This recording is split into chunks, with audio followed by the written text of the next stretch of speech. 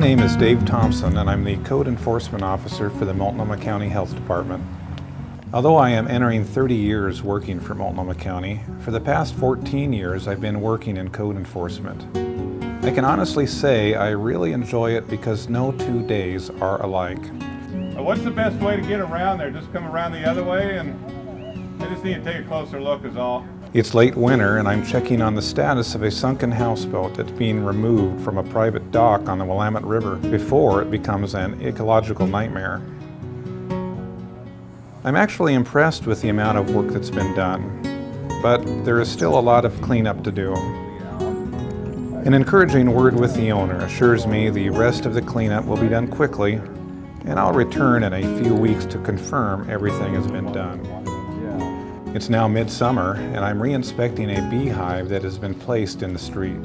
Bees are a big trend in the city, and we generally advocate for them, but we don't want people getting hurt, and this is the kind of location where kids, naturally curious, might be tempted to throw dirt clods at them, poke at them, or try to knock them over.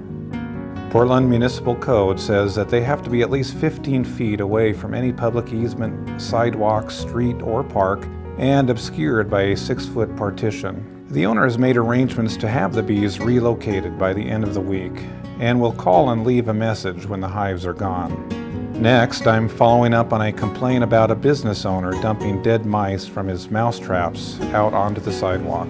I can see the remains of several mice, confirming the complaint is valid. This is a potential health hazard, especially for pets, and I think it would be reasonable to have the owner clean it up. Unfortunately, the business is closed on Mondays and Tuesdays, so I'll have to come back another day. My truck serves as my mobile office, as I rarely sit at a desk. This requires me to carry an assortment of state, county, and city forms with me wherever I go. This will be my 3rd time back at this restaurant following additional complaints of smokers sitting at the outdoor tables. Oregon's Clean Air Act states that it's the owner's responsibility to make sure each table within 10 feet of any door, window, or ventilation device displays a "No Smoking at this Table" sign.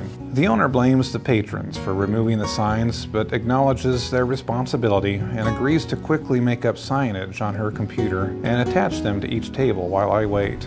Now I'm on my way to investigate an illegal dump on the land trust near Bridal Veil Falls.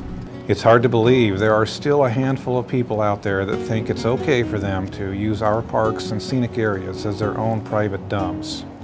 But even the dumbest illegal dumper is smart enough not to leave anything behind that may have an address on it. If the dump site is something I can easily clean up myself, I will, as it gives me the chance to look for evidence that might lead to the responsible party. Code enforcement often requires me to wear many hats. I'm not just an enforcer of state, county, metro, and city codes, but an investigator, an educator, sometimes mediator, collaborator, social worker, and even an old-fashioned laborer. Although the health department excels and prides itself with its educational component, the execution of our overall mission does, in some cases, require an enforcement mechanism.